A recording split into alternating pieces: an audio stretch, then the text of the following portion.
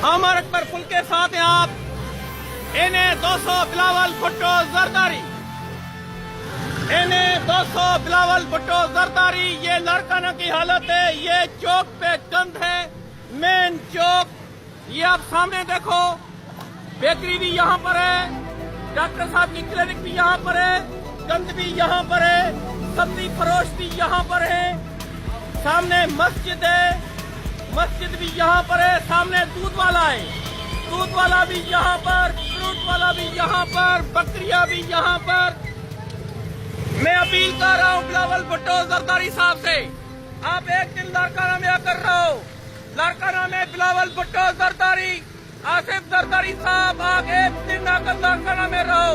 आपको पता चल जाएगा कि लारकाना के अवाम का आपने क्या हशर किया है।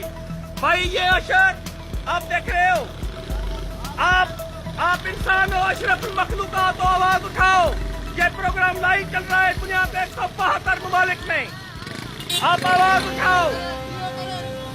ये इन्हें 200 बिलावल भुट्टो जरदारी है। ये लारकाना का मेन चौक है।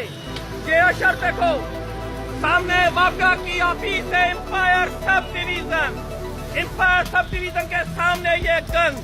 ये हमारे डॉक्टर की क्लिनिक।